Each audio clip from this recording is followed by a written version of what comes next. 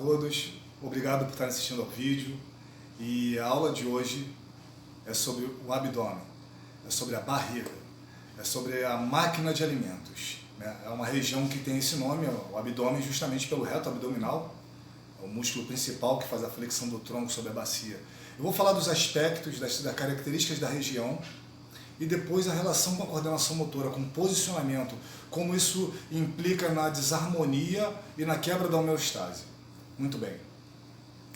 As características da região são que é justamente ali no abdômen, que é uma região do tronco, que compõe a maioria das vísceras dos órgãos, né? Toda a digestão, tudo que entra pelo aparelho digestório, tudo que chega nessa região, é onde é processado. Junta-se com a respiração, que é trazida do ar, com a energia do ar, que é o grande comburente desse processo, e aí a gente tem o processo digestório transformado em energia. Essas máquinas, essas peças, elas têm uma hierarquia perante a gravidade, lembrando que elas são reprimidas, elas são contidas por três partes chaves. Uma é a bacia lá embaixo, com o períneo, não deixando as coisas saírem para baixo, contendo.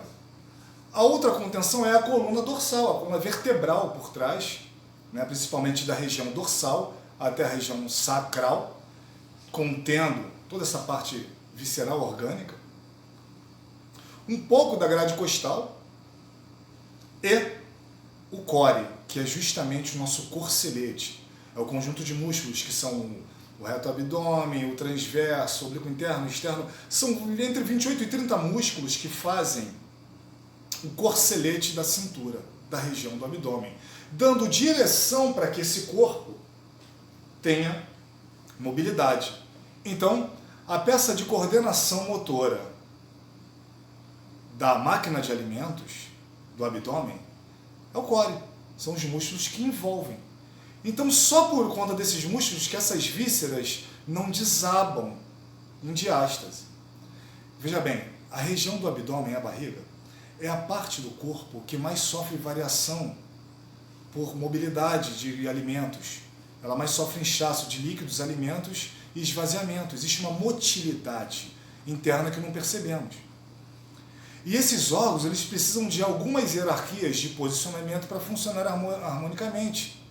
Veja bem, o fígado, o baço pâncreas, a vesícula, os rins mais abaixo, na frente, desde a boca, desde debaixo do estômago até a região baixa da bacia, estão os intestinos, as vísceras principais que recebem os alimentos, o intestino grosso e delgado, elas estão lá embaixo, são órgãos mais baixos, são partes, vísceras mais baixas.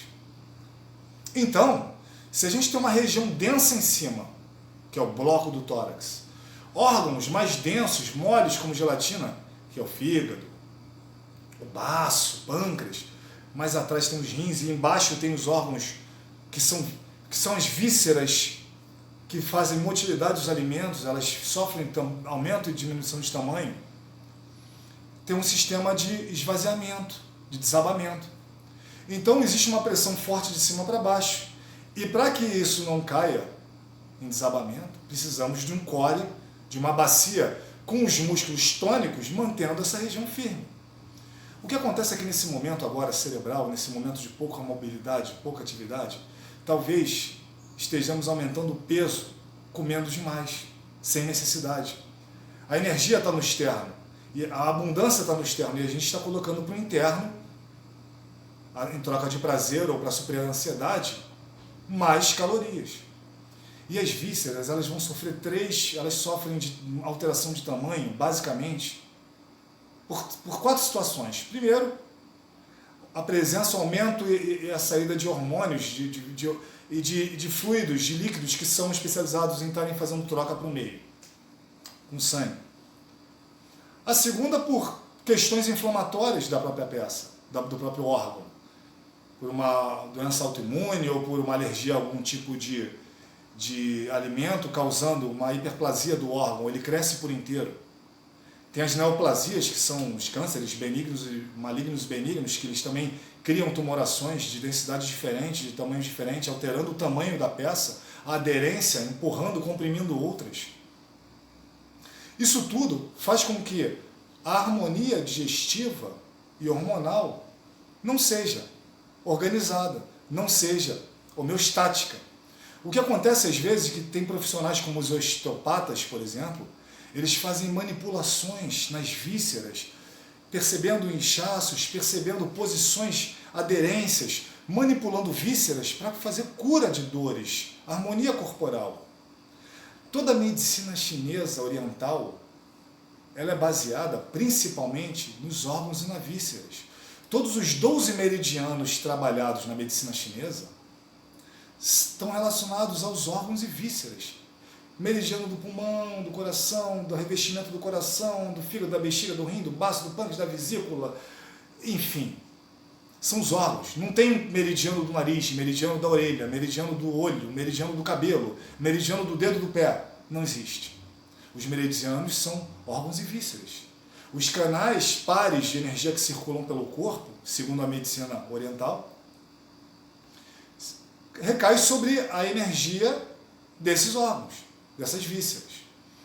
Então, qual é o papel da coordenação motora fundamental? É determinar que essa peça ela não sofra tanto aumento de variação como a gordura visceral.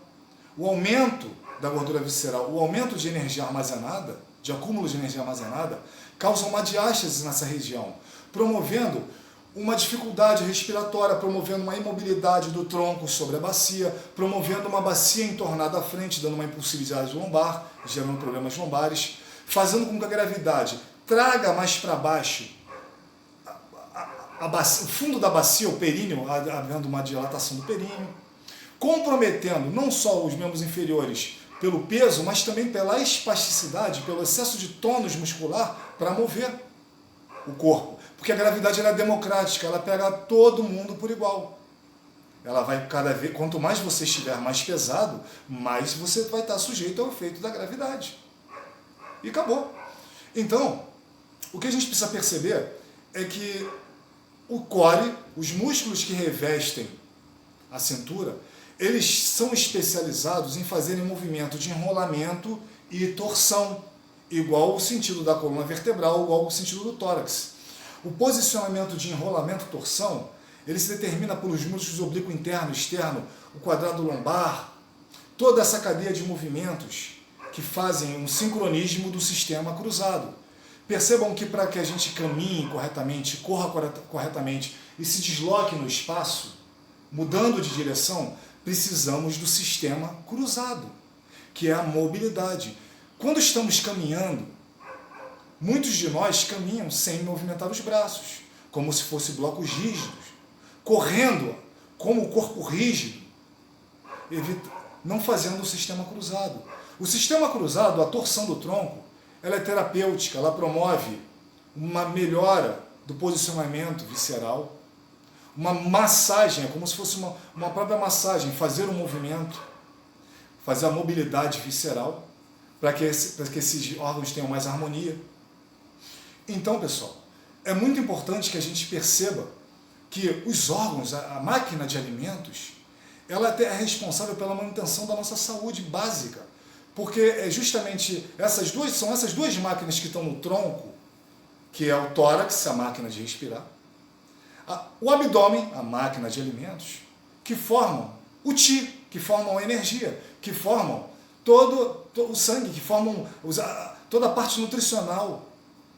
A gente precisa de 3 coisas para ficar vivo biologicamente: respirar, comer e excretar.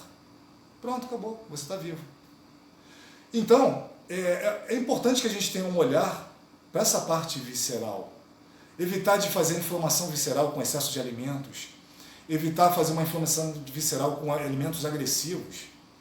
Ao passo que a gente mantém uma homeostase e uma saúde mais equilibrada, quando a gente aprende o posicionamento, as hierarquias dos órgãos, a utilização do sistema cruzado, a liberdade de movimento perante o tórax e a capacidade de manter um core, uma região muscular abdominal firme, para que essas vísceras não desabem, causando hérnias, desarmonias e posicionamentos desorganizados dos órgãos e das vísceras. Então é isso, galera. Espero que vocês tenham gostado desse conteúdo. E a próxima aula vai ser muito interessante, porque eu provavelmente vou estar falando dos braços, do antebraço, do braço e da escápula. É o que eu chamo da máquina de realização, das máquinas de fazer coisas, tá legal? Então, até a próxima. Muito obrigado por assistir. Tchau, tchau.